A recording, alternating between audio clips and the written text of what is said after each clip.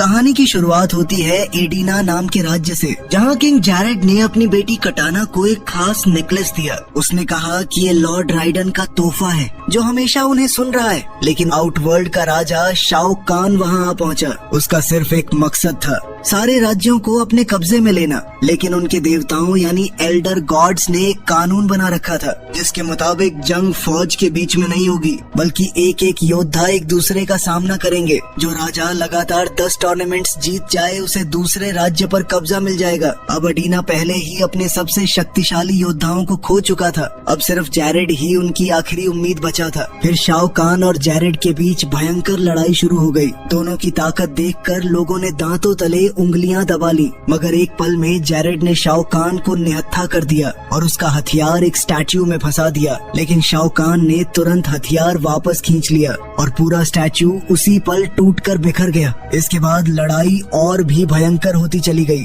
Jared ने कई बार Shao कान पर वार किया, लेकिन इतना काफी नहीं था। फिर शाओ कान ने जैरेड की तलवार उसकी उंगलियों से खींचकर उसे निहत्था कर दिया और फिर अपने हथौड़े से उसे मार डाला। जैरेड के मरते ही शाओ कान ने ऐलान किया कि अब एडिना का राज्य उसका हुआ और तभी पूरे आसमान में अंधेरा छा गया। फिर क्वीन सिंडल ने एक तलवार उठाई और गार्ड्स से लड़ने लगी, लेकिन गार्ड्स ने उसे आसानी से हराकर बंदी बना लिया। उसके बाद शाओ कान ने सबको घुटने टेकने का हुक्म दिया। तब सिंडल और सारे आम लोग घुटनों पर बैठ गए, मगर कटाना सीधे अपने पिता की लाश के पास गई और वहाँ से एक नीला रिबन उठाकर अपने बालों में बांध लिया। यह देखकर शाओ कान ने फैसला किया कि अब वो कटाना को अपनी बेटी की तरह पालेगा। इस घटना के 20 साल बाद हम देखते हैं कि कटाना एक ताकतवर योद्धा बन चुकी थी और इस वक्त जेड के साथ प्रैक्टिस कर रही थी। पहले तो लग रहा था कि जेड उसे हरा देगी, लेकिन तब कटाना ने अपने नीले रिबन को ही हथियार की तरह इस्तेमाल किया और मुकाबला जीत गई। फिर महल लौटते हुए जेड ने बताया कि आज मुझे तुम्हारा बॉडीगार्ड बने हुए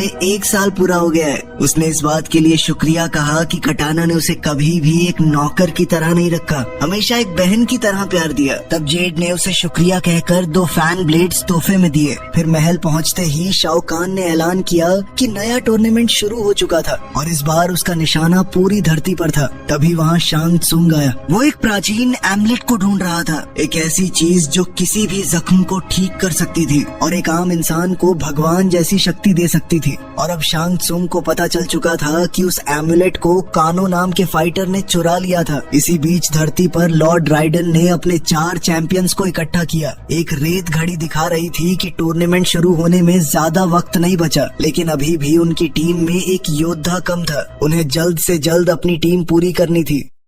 वहीं दूसरी ओर हम एक पुराने वेयरहाउस में जॉनी को कुछ गुंडों से घिरा हुआ देखते हैं। लड़ाई शुरू होने से पहले उसने उन्हें मिडिल फिंगर दिखाई और फिर अकेला ही सब पर टूट पड़ा। जॉनी की फाइटिंग स्किल्स देखकर सब हैरान रह गए। वो बिना पसीना बहाए एक साथ कई लोगों को हरा रहा था। तभी अचानक एक औरत ने उस पर रॉकेट लॉन्चर तान दिया, लेकिन जॉनी को उसकी मौजूदगी का एहसास हो चुका था और उसने एक मेटल रॉड फेंक कर उसे मार डाला, मगर मरते वक्त भी रॉकेट फायर हो गया। अचानक जॉनी तुरंत कूदकर बच गया और रॉकेट सीधे एक हेलीकॉप्टर से टकरा गया। लेकिन फिर पता चला कि ये सब असली नहीं था, बल्कि ये तो एक पुरानी मूवी थी जो टीवी पर चल रही थी। असल में जॉनी का भी बहुत बड़ा एक्शन स्टार हुआ करता था, लेकिन अब उसकी शोहरत खत्म हो चुकी थी। अब वो छोटे मोटे प्रोग्राम्स में ऑटोग्राफ साइन करके और अपना मर्च बेचकर पैसे कमा रहा था। इवेंट खत्म होते ही कोई उसकी तरफ ध्यान तक नहीं देता था। खैर फिर पार्किंग लॉट में जब जॉनी अपना सामान गाड़ी में रख रहा था, तभी राइडन और सोनिया उसके पास आ पहुँचे।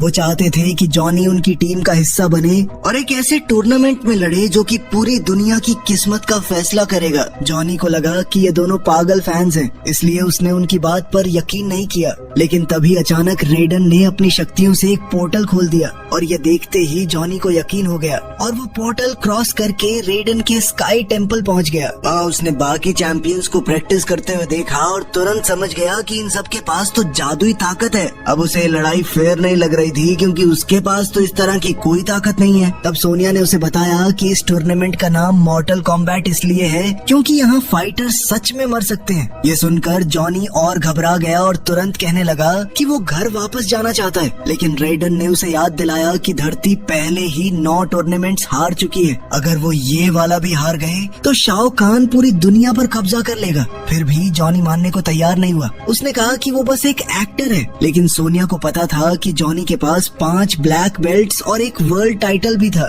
मगर जॉनी ने समझाने की कोशिश की कि वो सब पुरानी बातें हैं और फिर वहाँ से चला गया। वहीं दूसरी तरफ आउटवर्ल्ड में क्वान ची काला जादू कर रहा था ताकि सभी मरे हुए चैंपियंस को वापस जिंदा किया जा सके। फिर कुछ देर बाद उसके आदमी अर्थ से कानो की लाश लेकर लौट आए और फिर क्वान ची ने अपनी काली शक्तियों का इस्तेमाल करके कानो को भी दोबारा जिंदा कर दिया। फिर जैसे ही वो होश में आया उसे याद आया कि सोनिया ने उसे मारा था और उसकी जादुई आंख भी तबाह कर दी थी। तब क्वान ची उससे एमुलेट लेकर शाओ कान के पास जाने लगा। कानो भी उसके पीछे चला गया, लेकिन तब क्वान ची ने अपनी जादुई शक्तियों से उसके लिए एक नई आंख बना दी। फिर जैसे ही कानो ने उसे लगाया तो उसने कहा कि उसका लेजर फिर से काम कर रहा था। वहीं दूसरी तरफ स्काई टेम्पल में आखिरी रेत का दाना भी घड़ी से गिर गया और तभी सोनिया चमकने लगी। इसका मतलब था कि उसे टूर्नामेंट के पहले मुकाबले के लिए चुना गया था। फिर जैसे ही सोनिया गायब हुई, कोल को याद आया कि टूर्नामेंट में हमेशा 2 चैंपियंस को चुना जाता है। उधर एक बार में जॉनी अपनी पुरानी फाइट्स की वीडियोस देख रहा था। वो इतना हताश हो चुका था कि उसने एक और ड्रिंक मांगी,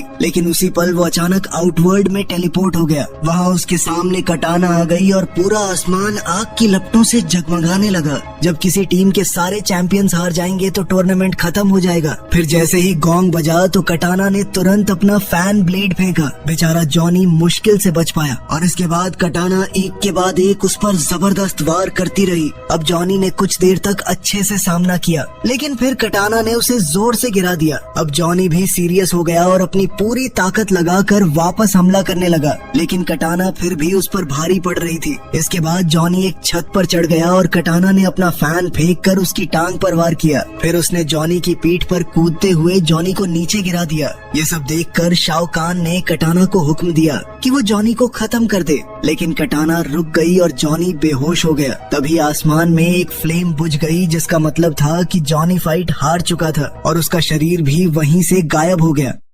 इसी बीच सोनिया का सामना सिंडेल से हो रहा था, जो अब शाओ कान के चैंपियंस में से एक बन चुकी थी। जैसे ही जमीन से बड़े बड़े स्पाइक्स निकलने लगे तो सोनिया ने एनर्जी बोल्ट से हमला किया, लेकिन सिंडेल उससे आसानी से बच निकली। फिर जब सोनिया ने दोबारा हमला किया तब सिंडेल ने अपना बैंशी स्क्रीम इस्तेमाल किया और सोनिया को सीधे दीवार से टकरा दिया। तभी एक और स्पाइक निकला और उसने सीधे सोनिया के हाथ को चीर दिया। इसके बाद सिंडेल ने दोबारा हमला किया और सोनिया उस छोटे से कमरे में इधर उधर भागने लगी। तब उसे एक हड्डियों का ढांचा मिला जिसे उसने ढाल की तरह इस्तेमाल किया। उसका फायदा उठाते हुए सोनिया ने सिंडेल पर जोरदार वार किया और उसकी चीख रुक गई। उसके बाद दोनों जमीन पर लड़ने लगी, जबकि उनके आसपास लगातार स्पाइक्स निकल रहे थे। और फिर सिंडेल ने फिर से चिल्लाने की शक्ति इस्तेमाल की, जिससे सोनिया दूर जाकर गिर पड़ी। अगले ही पल सोनिया ने अपने बोल्ट आर्म से सिंडेल पर कई वार किए। फिर उसने उसका गला दबाकर स्पाइक्स की तरफ धकेलने की कोशिश की, लेकिन सिंडेल ने अपनी स्क्रीन पावर्स इस्तेमाल करके खुद को बचा लिया। इसके बाद सोनिया ने तुरंत फायर बोल्ट से हमला करके उसके शरीर को छेद दिया। उसके बाद उसने अपने पैरों से सिंडेल की गर्दन और सिर जकड़ लिया और उसे जोर से एक स्पाइक पर फेंक दिया। इसी के साथ आखिरकार सोनिया फाइट जीत चुकी थी। फिर फाइट खत्म होते ही सोनिया और जॉनी दोनों को वापस टेम्पल भेज दिया गया। वहाँ रेडन ने जॉनी को बताया कि वो टूर्नामेंट से बाहर हो चुका था। तब जॉनी उदास होकर एक कोने में जाकर बैठ गया। तब रेडन ने उसके पास आकर कहा कि गॉड्स ने उसे किसी वजह से चुना था, उसे बस सही दिशा चाहिए। खैर फिर अगले दिन कटाना जंगल के एक छोटे मंदिर में गई और अपना नेकलेस पहन लिया। उसी पल वो टेलीपोर्ट होकर राइडन के पास जा पहुंची। तब जॉनी उसे देखकर गुस्सा हो गया, लेकिन फिर राइडन ने बताया कि वो तो शुरुआत से उनके साथ ही है और कल वाली फाइट भी उसे असली दिखानी जरूरी थी, क्योंकि शाओ कान सब देख रहा था। फिर कटाना ने बताया कि शाओ कान को एम्यूलेट मिल चुका था और अगर उसने किसी तरह उसे चार्ज कर लिया तो उसे रोकना नामुमकिन हो जाएगा। उसने ये भी बताया कि उसकी दोस्त जेड भी टूर्नामेंट में शामिल थी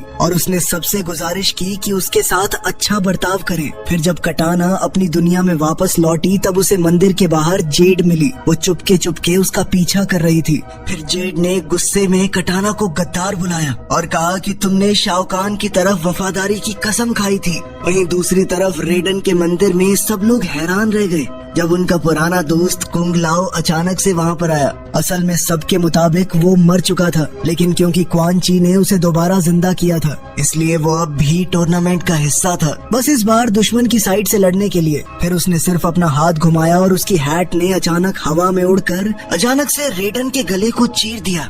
इसके बाद 3 चैंपियंस वहाँ से गायब हो गए और फिर कुंग लाओ को भी टूर्नामेंट के लिए बुला लिया गया। गायब होने से पहले उसने अपने साथियों को चुनौती दी। इसी बीच सोनिया का सामना क्वान ची से हो रहा था। उधर जॉनी पर शांग त्सुंग ने हमला कर दिया था। उसने जॉनी की एनर्जी अपने अंदर संभाली और उसे जोर से दीवार में फेंक दिया। फिर रेडन ने जख्मी हालत में वहाँ से निकलने की कोशिश की, लेकिन शांग त्सुंग उसकी ताकत को भी एमुलेट के अंदर खींचने लगा। तब अचानक सोनिया ने तुरंत एक एनर्जी बोल्ट फायर कर दिया। हमला होते ही उनके दुश्मन टेलीपोर्ट होकर वहाँ से गायब हो गए। वहीं दूसरी तरफ आउटवर्ल्ड में क्वान ची ने एमुलेट को शाओ कान के सीने में फिट कर दिया था ताकि वो अमर बन सके। फिर कुछ ही देर बाद सीवर्स में शाओ कान का सामना कोल से हुआ। कोल ने बिना वक्त गवाए सीधे हमला कर दिया, लेकिन शाओ कान ने उसे आसानी से नीचे गिरा दिया। फिर कोल ने एक शक्ति की किरण फायर की जो बस शाओ कान का हथौड़ा गिरा पाई। उसके बाद दोनों के बीच असली फाइट शुरू हुई। दोनों एक दूसरे पर लगातार वार करते रहे।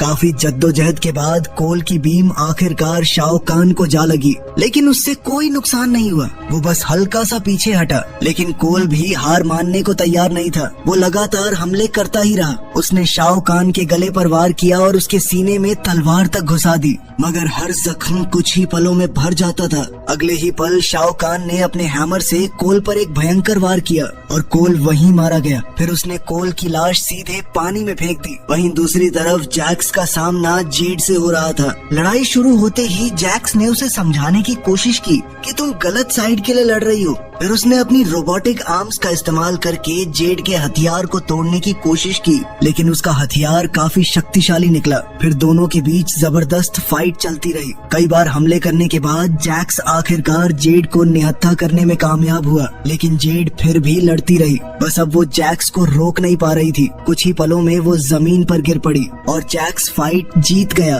फिर जेड ने उसे कहा कि वो फाइट खत्म करे, लेकिन जैक्स को याद आ गया कि कटाना ने पहले जॉनी की जान बख्श दी थी, इसलिए उसने जेड को मारने के बजाय उसका हाथ पकड़कर उसे उठाया ताकि दोनों बराबर हो जाएं। वहीं दूसरी तरफ कुंग लाओ का सामना लियू कांग से हुआ। फाइट शुरू होते ही लियू कांग ने उसकी हैट ब्लेड पर आग से हमला किया, लेकिन फिर भी उसे साइड में हटना पड़ा। ये जंग और भी खतरनाक थी क्योंकि लियू कांग को सिर्फ कुंग लाओ के हमले से नहीं बल्कि उसकी उड़ती हुई हैट से भी बचना पड़ रहा था। काफी देर तक दोनों एक दूसरे पर भारी पड़ने की कोशिश करते रहे। आखिरकार कुंग लाओ ने लियू कांग पर दबदबा बनाने के लिए उसे एक पिलर के सामने धकेल दिया। अब वो उसे मारने ही वाला था। तभी अचानक लियू कांग ने उसे याद दिलाया कि वो दोनों कभी एक ही साइड पर थे, लेकिन इसका कुंग लाओ पर कोई असर नहीं पड़ा। वो लगातार वार करता रहा और अपनी हैट को पोर्टल की तरह इस्तेमाल करके बार बार टेलीपोर्ट होने लगा। आखिरकार लियू कांग को समझ आ गया था कि उसका दोस्त वापस नहीं आने वाला। तब उसने कुंग लाओ की हैट को आग लगा दी। हैट जलते हुए कुंग लाओ के हाथ में पहुंची, लेकिन उसने एक ही झटके में आग बुझा दी। फिर लड़ाई और भयानक होती चली गई। हैट और आग के गोले लगातार हवा में टकरा रहे थे।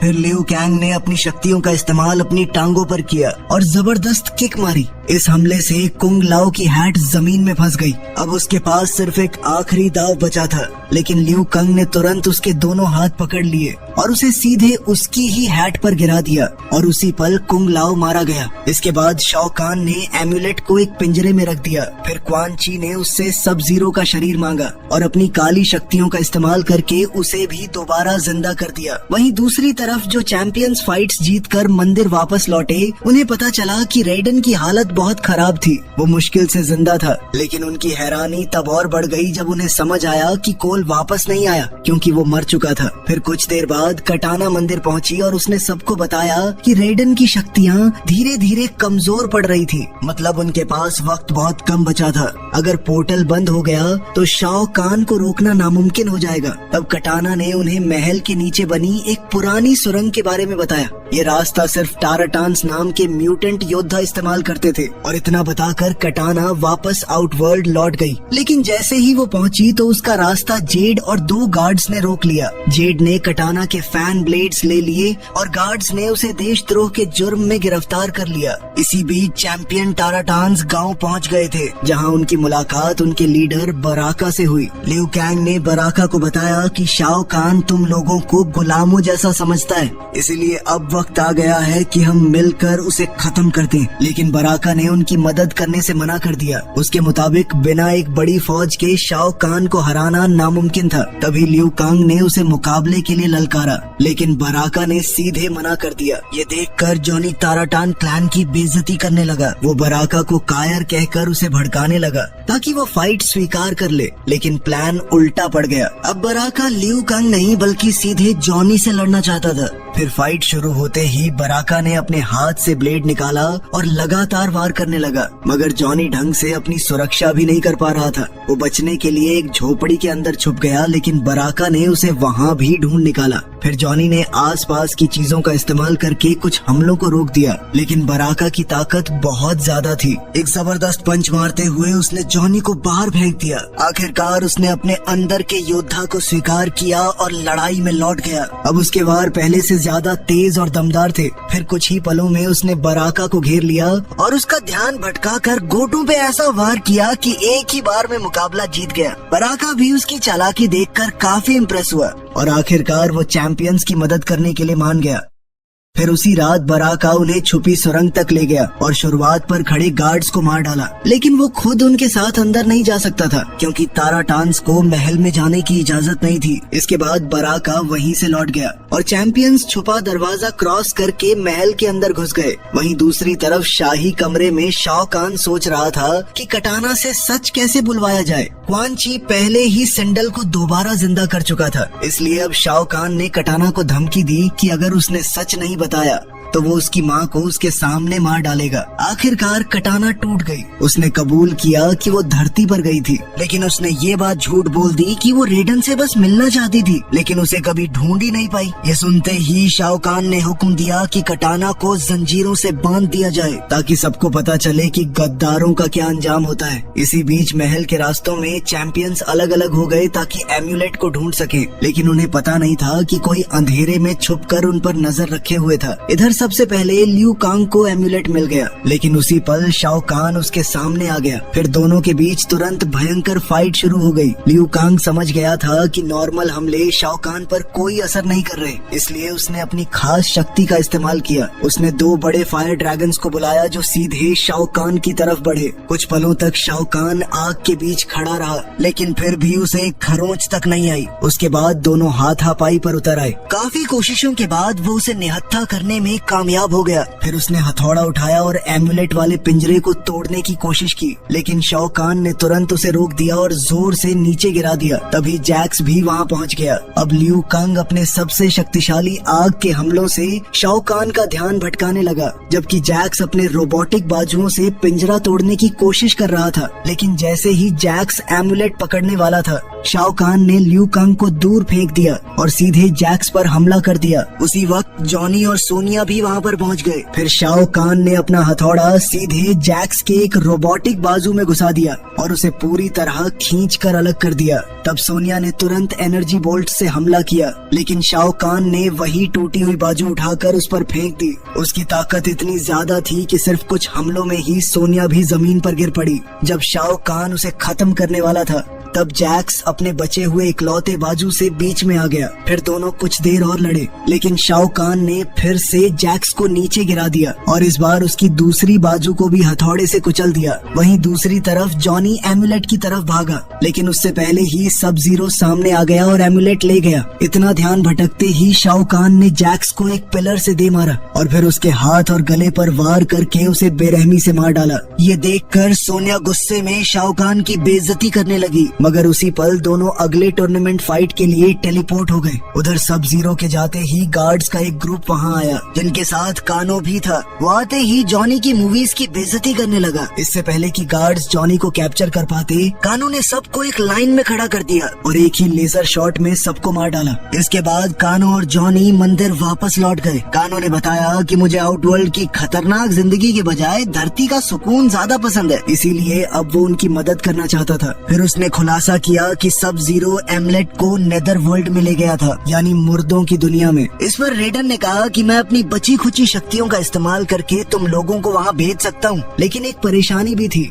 अगर वो एमुलेट को तबाह करके रेडन की शक्तियाँ वापस नहीं ला पाए तो वो सब हमेशा के लिए नेदर रेल्म में फंस जाएंगे और वहाँ जिंदा रहने के लिए उन्हें एक गाइड की भी जरूरत पड़ेगी। इसके बाद नेदर रेल्म पहुँचने पर जॉनी और कानो की मुलाकात स्कॉर्पियन की आत्मा से हुई। दोनों ने उसे गाइड बनने को कहा। पहले तो स्कॉर्पियन ने सीधे मना कर दिया, लेकिन जैसे ही उसने सुना कि सब जीरो दोबारा जिंदा हो चुका था तो उसका मन बदल गया। उसे तुरंत याद आ गया कि सब जीरो ने उसके पूरे परिवार को मारा था। उसका गुस्सा और दर्द इतना ज्यादा था कि उसके आसपास की दुनिया धीरे धीरे नर्क में बदलने लगी। फिर अगले ही पल उसके शरीर पर सुरक्षा कवच आ गया और फिर उसने उनकी मदद करने के लिए हाँ कर दी।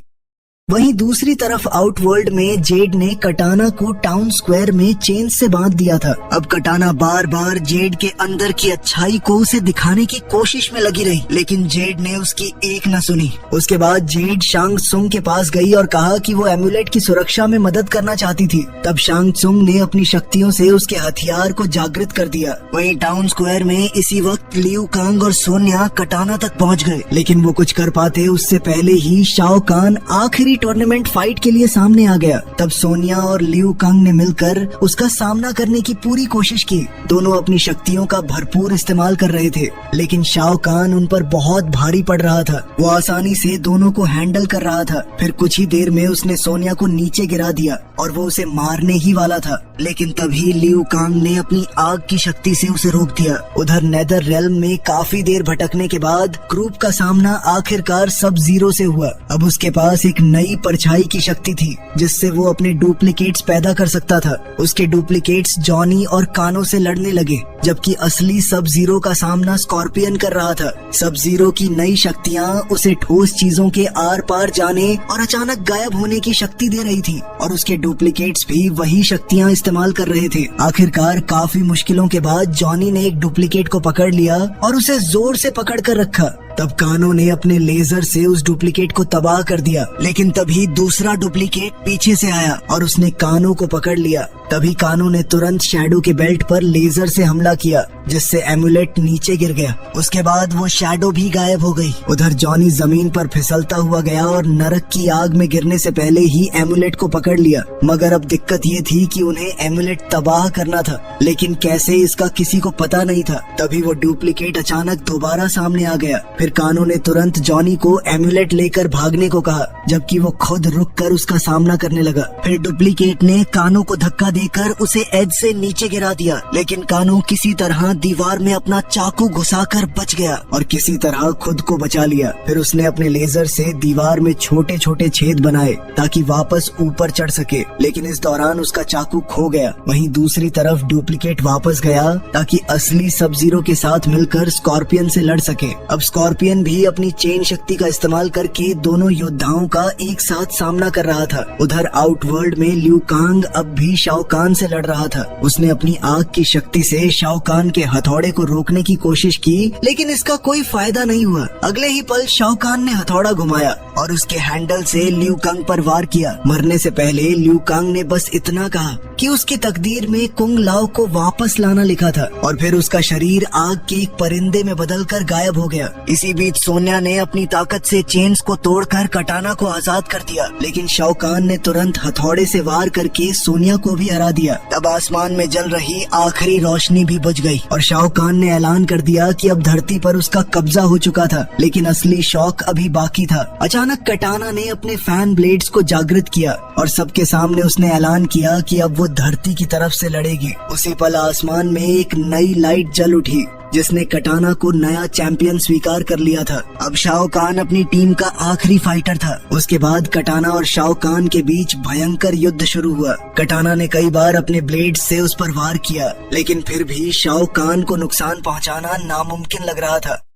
वहीं नेदर रेल्म के अंदर जॉनी स्कॉर्पियन की शक्तियां देख रहा था और समझने की कोशिश कर रहा था कि एमुलेट को तबाह कैसे किया जाए। तभी डुप्लीकेट ने उसे देख लिया और टेलीपोर्ट होकर सीधे उसके सामने आ गया। उसने जॉनी को पकड़कर एज के ऊपर लटका दिया ताकि उसे धमका सके, लेकिन जॉनी ने एमुलेट देने से साफ मना कर दिया। फिर उसने डुप्लीकेट को किक मारी और वो सीधे नीचे गिर गया। उसका शरीर नीचे एक प्लेटफॉर्म पर जा गिरा। उसी वक्त उसके हाथ से एमुलेट भी छूट गया। अगले ही पल डुप्लीकेट फिर से उठकर सब जीरो की लड़ाई में लौट गया। अब दोनों शैडोज बार बार अलग होकर और फिर एक साथ जुड़कर स्कॉर्पियन पर हमला करने लगे थे, मगर जैसे ही दोनों शैडोज एक ही शरीर में जा मिले तब स्कॉर्पियन ने तुरंत अपनी चेन्स उसके अंदर घुसा दी। फिर उसने डुप्लीकेट को खींचकर बाहर निकाला और अपनी तलवार से उसे 2 टुकड़ों में काट दिया। उधर शाओ कान ने कटाना को जोर का वार करके बेहोश कर दिया। इसी बीच सब जीरो लड़ाई छोड़कर एमुलेट लेने के लिए भागा। एमुलेट हाथ में आते ही वो जॉनी को मारने के लिए तैयार हो गया, लेकिन तभी जेड वहां आ पहुंची।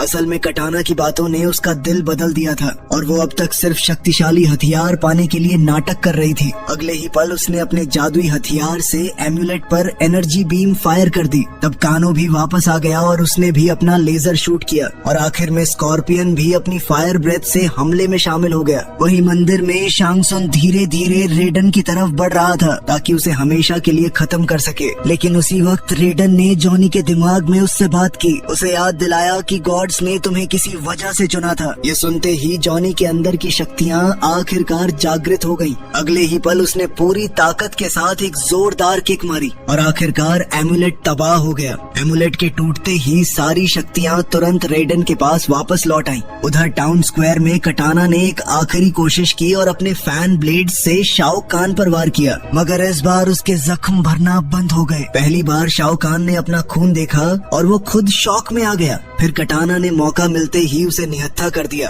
और लगातार कई वार कर डाले। उसने अपने घूमते हुए फैन से उसका चेहरा तक चीर दिया और फिर सीधे उसके गले पर वार कर दिया, लेकिन मरने से पहले भी शाओ कान ने कटाना का गला पकड़ लिया और उसे उसके पिता की तरह कमजोर कहने लगा। तब कटाना को अपने पिता जैरेड की बातें याद आईं। अगले ही पल उसने अपना नीला रिबन निकाला और शाओ कान की गर्दन पर लपेट दिया। फिर उसने उसका हेलमेट उतार दिया ताकि पूरी जनता उसका असली चेहरा देख सके और आखिर में अपने फैन ब्लेड्स घुमाकर उसकी खोपड़ी चीर दी। इसी के साथ टूर्नामेंट खत्म हो गया और आखिरकार अब वो सभी आजाद थे। ये देखकर सारी जनता ने खुशी खुशी कटाना को अपनी नई रानी मान लिया। कुछ वक्त बाद हम कटाना को सिंहासन पर बैठे हुए देखते हैं, जबकि जेड उसकी खास योद्धा बन चुकी थी। वहीं दूसरी तरफ जॉनी टराटान्स को पूरी कहानी सुना रहा था, लेकिन तभी रेडन और बाकी चैंपियंस वहाँ आ गए। उन्होंने खुलासा किया कि कानो ने क्वान ची को बंदी बना लिया था और अब उनका मकसद था उसकी शक्तियों का इस्तेमाल करके उन सारे योद्धाओं को वापस लाना जो पिछली